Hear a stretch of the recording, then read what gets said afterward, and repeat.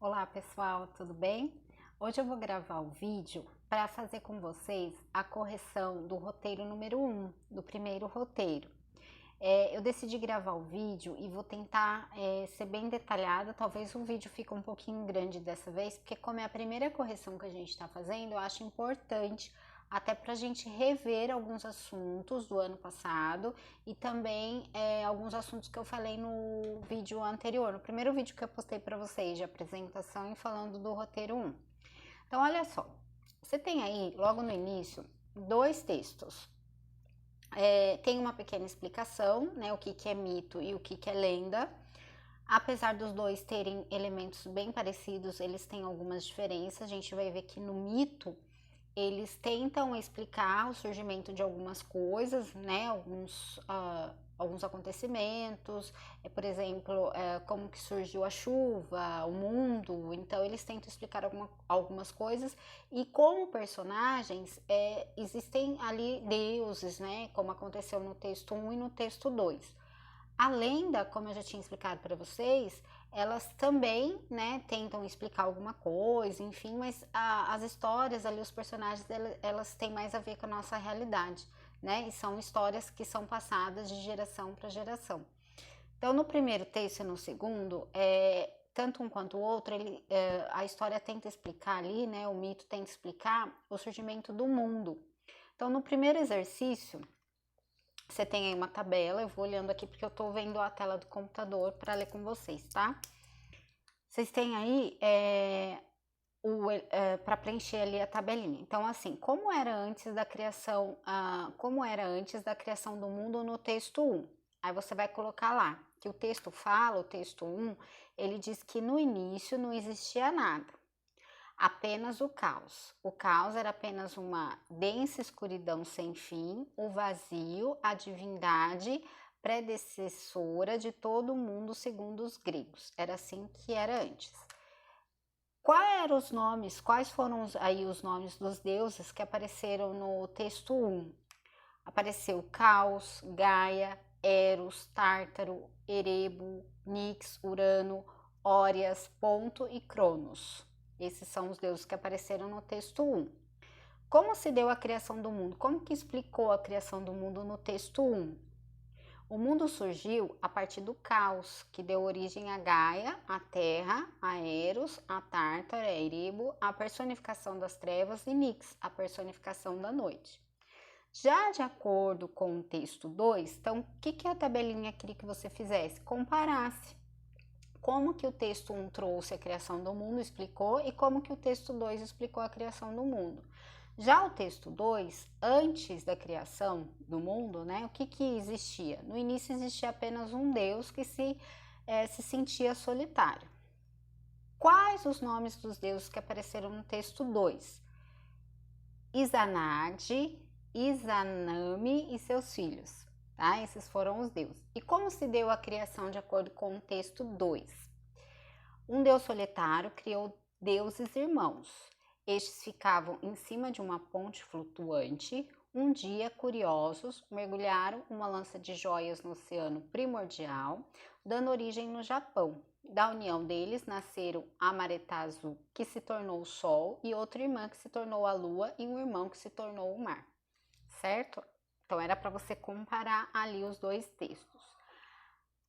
Agora é o seguinte, agora vem a lenda do João de Barro. Aqui que eu acho que é mais importante para a gente analisar os elementos da narrativa e rever a matéria do ano passado, tá? Que a gente trabalhou com um conto maravilhoso, e algumas características aqui também que vão aparecer na lenda, porque a lenda é uma narrativa, assim como o mito também é. O que é uma narrativa mesmo?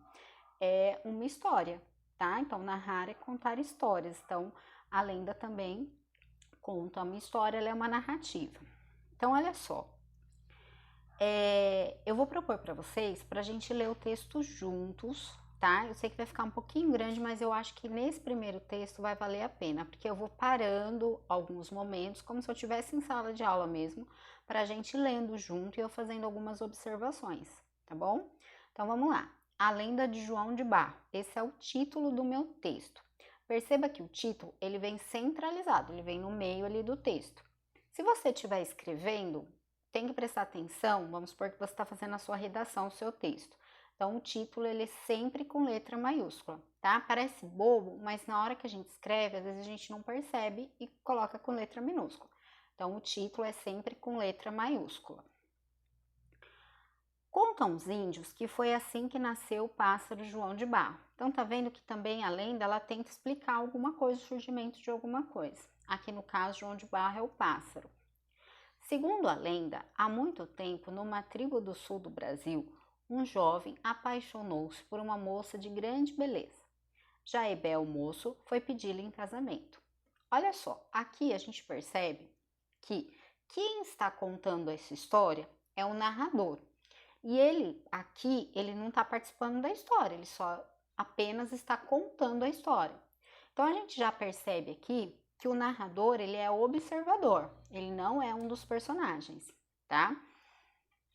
O pai dela, então, perguntou: que provas podes dar de sua força para pretender a mão da moça mais famosa da tribo? Então, o pai perguntou. Aqui, essa fala é a fala do pai da moça, né? Como que eu sei que é fala de personagem? Porque tem travessão. Então, sempre que o personagem vai falar na história, eu uso travessão. Perceba que tem a fala dele, depois, a hora que ele termina de falar, eu passo para outra linha, tá? Para não ficar tudo junto, misturado ali, eu não saber quem tá falando o quê. Terminou de falar, passo para outra linha. As provas do meu amor, respondeu o jovem Jaibé.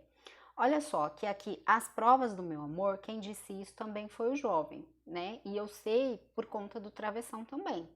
Então, na história, é importante vocês perceberem qual que é a fala do narrador e qual é a fala do personagem. Fala de personagem sempre vai estar indicada com travessão, no caso aqui. O velho gostou da resposta, mas achou o jovem atrevido. Então disse: o último pretendente de minha filha falou que ficaria 5 dias em jejum e morreu no 4º dia. Pois eu digo que ficarei 9 dias em jejum e não morrerei. Toda a tribo se admirou com a coragem do jovem apaixonado. O velho ordenou que se desse início à prova. Então enrolaram o rapaz num pesado couro de anta e ficaram dia e noite vigiando para que ele não saísse nem fosse alimentado. A jovem apaixonada chorava e implorava a Deus, a lua, que o mantivesse vivo. O tempo foi passando e certa manhã a filha pediu ao pai: já se passaram 5 dias, não o deixe morrer. E o velho respondeu: ele é arrogante,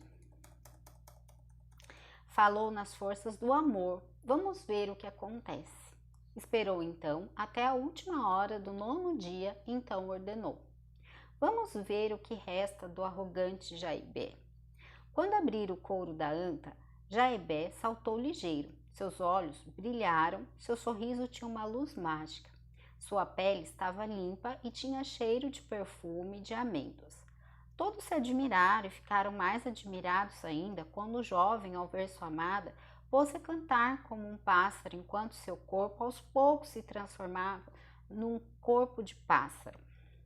E naquele exato momento que os raios do luar tocavam a jovem apaixonada, que também se viu transformada em pássaro, e então ela saiu voando atrás de Jaibé, que a chamava para a floresta, onde desapareceram para sempre. Podemos constatar a prova do grande amor que uniu esses dois jovens no cuidado com que o João de Barro constrói sua casa e protege os filhotes. Os homens admiram o pássaro João de Barro porque se lembram da força de Jaibé, uma força que nasceu do amor e foi maior que a morte.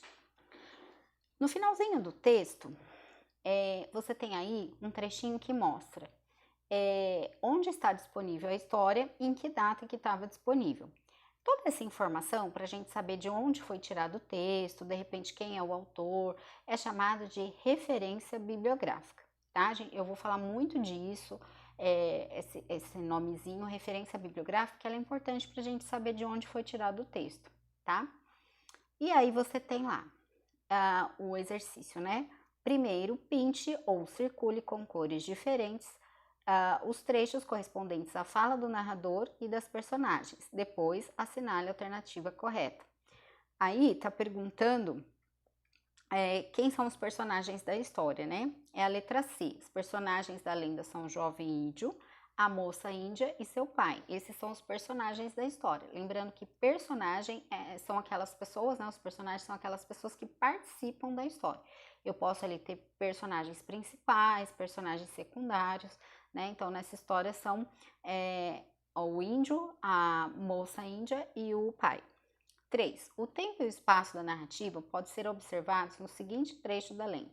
O tempo indica quando acontece a história e o espaço é o lugar. Então, a alternativa correta aí é a letra D. Há muito tempo numa tribo do sul, na tribo do sul do Brasil. Olha só, às vezes na história não vai ter exatamente quando, né? Por exemplo, que mês, que ano. É muito comum nas histórias falar assim, há muito tempo atrás, há muitos anos atrás, né? Então não fala exatamente que época que foi, mas você sabe que foi no passado, tá? E alguns verbos que são usados no passado mostram para você que já aconteceu a história, tá? E o lugar, então, foi numa tribo do sul do Brasil, é o espaço, o local em que aconteceu a história. Então a resposta é a letra D.